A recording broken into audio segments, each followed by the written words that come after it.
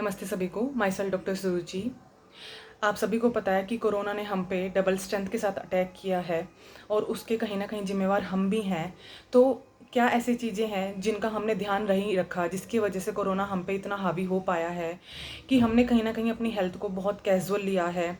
कहीं ना कहीं हमने उसका इस तरह से ध्यान नहीं रखा जिस तरह से हमें रखना चाहिए। हम out of the tune of nature हुए हैं, जिसकी वजह से ये वायरस हम पे इतना तेज़ी से अटैक कर रहा है। इस टाइम में सबसे ज़्यादा जो ज़रूरी है वो है आपकी इम्यूनिटी। अगर आपकी इम्यूनिटी अच्छी है, अगर आपकी बॉडी स्ट्रेंथ अच्छी है, तो आप इस वायरस से अपने आप को बचा सकते हैं। और अगर आप इन्फेक्टेड हो गए हैं तो भी इससे फाइट करने में आपकी इम्यूनिटी आपकी हेल्प कर सकती है। पिछली 2 वीडियो में मैंने बताया कि कैसे आप अपने डाइटरी और लाइफस्टाइल में थोड़ा सा चेंज करके अगर आप इन्फेक्टेड हो गए हैं तो आप कैसे उसको रिकवर कर सकते हैं। और सेकंड वीडियो में मैंने बताया कि कैसे अपने डाइट को चेंज करके और कैसे कुछ आयुर्वेदिक काढ़ों के थ्रू आप अपने बॉडी का ऑक्सीजन लेवल मेंटेन कर सकते हैं। इस वीडियो में आपको बताने जा रही हूँ कि कैसे आपको अपने एटमॉस्फेयर को ठीक रखना है, कैसे आपके आसपास जो है ऑक्सीजन लेवल प्रॉपर मेंटेन रहे, जिससे आपको सांस लेने में तकलीफ ना हो। सबसे पहले आशा करती हूँ कि आप सब लोग ठीक होंगे। ठीक हैं तो भगवान से औरों के लिए ज़रूर प्रे करें और अपनी जो लाइफ है उसको कोटि कोटि भगवान को धन्यवाद करें कि आप इस वीडियो को देख रहे हैं। और इस वीडियो को दूसरों से शेयर करने के लिए आप आगे आप शेयर कर सकते हैं। तो आप सबसे पहले अपनी लाइफ के लिए भगवान से शुक्रिया अदा ज़रूर कहें। अब कुछ एटमॉस्फेरिक प्रिकॉशंस लेके, वातावरण संबंधी कुछ प्रिकॉशंस लेके हम अपने आसपास के लेवल, ऑक्सीजन लेवल को कैसे मेंटेन कर सकते हैं उसके बारे में आपको बताऊंगी। तो सबसे पहले है, अगर आप इन्फेक्टेड हो गए हैं तो सबसे पहले अपने होम को, अपने रूम को बिल्कुल सैनिटाइज़ कर लें। हर जगह उसको सैनिटाइज़ कर लें और अपने आप को आइसोलेट कर लें। दूसरा क्या है आपको करना है कि आपको अगर आप नहीं अगर आप ये नहीं कर सकते हैं तो कोई घर का दूसरा मेंबर कर ले कि आपको सुबह शाम घी का या ऑयल का, किसी का भी आपको दीपक जलाना है और सुबह शाम उसके सामने बैठ के या तो कुछ भी, आप जिस भी भगवान को आप मानते हैं, जिस भी गॉड को, अल्लाह को, मंदिर को, किसी को भी, जिसको भी आप मानते हैं उनकी आप ज़रूर पूजा करें। सुबह शाम चैंटिंग ज़रूर करें किसी भी मंत्र की, जो मंत्र आपको आता है, जिस भी ईश्वर में आप विश्वास करते हैं उसका मंत्र आप अपने मन ही मन में जप सकते हैं। और घर के दूसरे मेंबर जो ठीक हैं वो दीवा जला के उसके आगे ज़रूर चैंटिंग करें। इससे क्या होगा, इससे डबल बेनिफिट होगा। एक तो जब हम घी का और तेल का दीवा जलाते हैं तो ये हमारे आसपास के एनवायरनमेंट की ऑक्सीजन लेवल को बढ़ा देता है। दूसरा, ये आसपास की नेगेटिव एनर्जी को ख़त्म करता है। और तीसरा बेनिफिट, एक और बेनिफिट है कि ये आपको, आपके मन को केंद्रित करता है, जिससे आप स्ट्रेस फ्री और एंग्शियस फ्री रहने में आपको हेल्प मिलती है।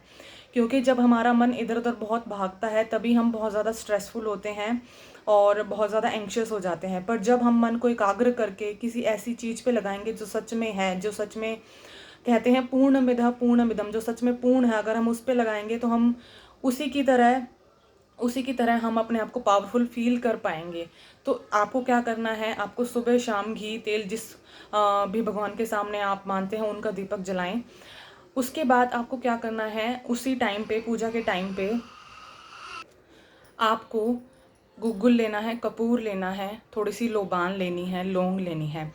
एक मिट्टी के दीवे में इन सब को थोड़ा सा घी मिला के अगर आप सुबह शाम जलाते हैं तो ये ना सिर्फ आपके घर की नेगेटिविटी को ख़त्म करेगा बल्कि आसपास जितने भी फॉरेन मटेरियल्स हैं, either virus, either bacteria, either fungi, कुछ भी है, ये सबको ख़त्म कर देगा। आयुर्वेद में इसे भूतग्न कहा है, गुग्गुल को भूतग्न कहा है।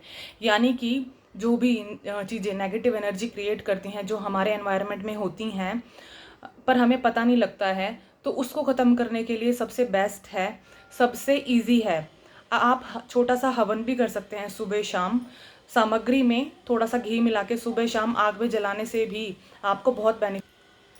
और ये हमारे आयुर्वेद में जो चरक संहिता है उसमें भी बताया है कि जो ज्वर है, ज्वर को ख़त्म करने के लिए हमें तरह तरह की धूम देनी चाहिए, जिससे आसपास की जितने भी फॉरेन मटेरियल्स हैं वो सब ख़त्म हो जाते हैं। चरक में तो बताया भी गया है कि प्रॉपर आपको किस किस चीज़ को लेके धूम ये इस तरह की धूपन करना चाहिए। उन्होंने बताया है गुग्गुल, नीम की पत्ती, घोड़बच और हाँ हरी और हरे पीली सरसों, और इन सब में घी मिलाकर इन सब को आग में जलाकर किसी भी तरह का जो ज्वर होता है, किसी भी तरह का फीवर होता है, वो सब खत्म हो जाता है।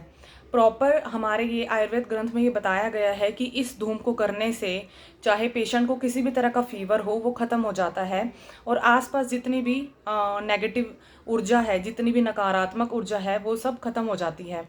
उसके अलावा आप ज़रूर मेडिटेशन करें, थोड़ा सा अपने आप को रिलैक्स करें, स्ट्रेस फ्री करें, क्योंकि उसमें बताया भी गया है कि विषादो रोग वर्धना नाम, यानी कि जब आप बहुत ज़्यादा विषाद में, बहुत ज़्यादा स्ट्रेस में होते हैं, तो आप ना सिर्फ अपना नुकसान पहुंचाते हैं बल्कि आसपास रह रहे और लोगों को भी आप नुकसान पहुंचाते हैं। तो इसलिए हमेशा अपने आप को सेंटर्ड रखें, अपने आप को एक स्थिर स्थिति में रखें, ताकि जो आप कोरोना से इतने बीमार नहीं होंगे जितना आप अपने स्ट्रेस से बीमार होंगे। तो अपने स्ट्रेस को, एंग्जाइटी को ख़त्म करने के लिए ये चीज़ें ज़रूर करें।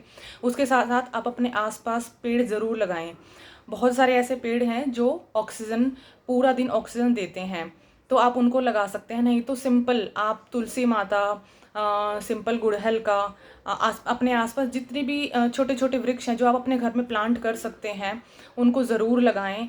और जितनी जो मैंने पहले वीडियो में बताया है, अपने डाइट को, लाइफस्टाइल को अच्छे से मेंटेन करें, बराबर काढ़ा बना के पीते रहें, तो इससे आप इसके इफ़ेक्ट को बहुत हद तक कम कर पाएंगे।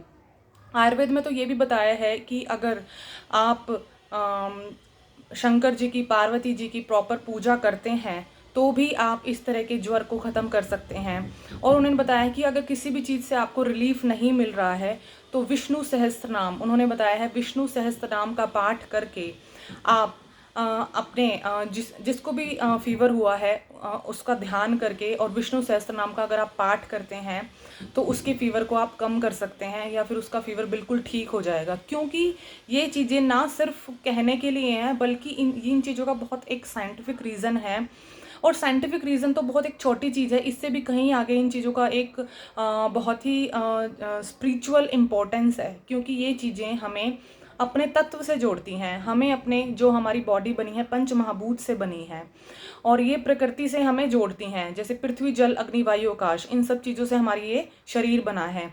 तो जितना हम प्रकृति के नज़दीक रहेंगे, जितना हम प्रकृति की पूजा करेंगे, जिसने इस प्रकृति को बनाया है, जितनी उसका ध्यान करेंगे, उतना ही हम इससे लड़ने में सफल हो पाएंगे और आप उतनी ही जल्दी अपनी रिकवरी भी कर पाएंगे। धन्यवाद।